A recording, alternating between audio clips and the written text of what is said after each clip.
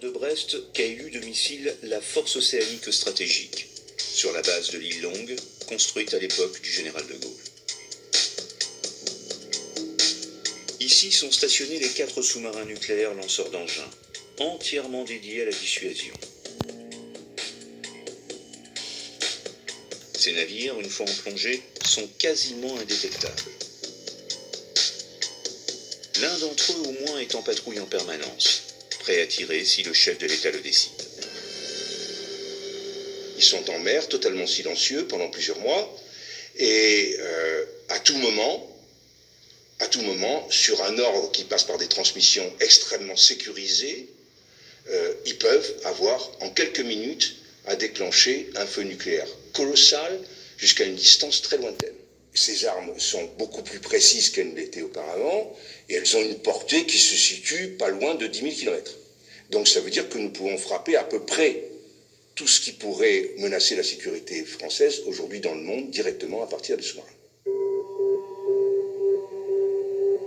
Un sous-marin en patrouille dispose à bord de 16 missiles M51, chacun d'entre eux pouvant emporter plusieurs têtes nucléaires.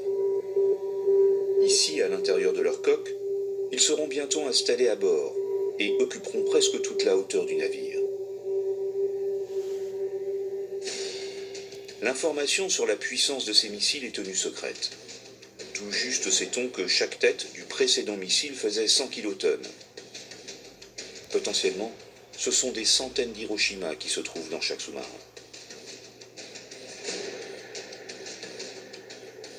Une fois lancé, le missile va entrer dans l'espace. Puis il se sépare de son propulseur et se retourne face à la Terre. Chacune des têtes plonge alors vers le sol et peut atteindre une cible différente. La composante marine, elle est indispensable parce qu'elle est indétectable, donc beaucoup moins vulnérable que la composante aérienne, et puis indispensable puisque c'est ce qu'on appelle la capacité de frappe en seconde. C'est-à-dire que c'est le missile que vous allez utiliser le jour où vous êtes frappé. Et cette menace-là, normalement, devrait empêcher, quand la dissuasion fonctionne, un adversaire de vous frapper en premier puisqu'il sait qu'il va. Mais il est sur des bateaux noirs que l'on ne voit pas, qui sont faits pour ne pas être détectés, qui, Dieu merci, y réussissent. Et du coup, cette dissuasion n'a pas de visibilité, je dirais, sur la place publique.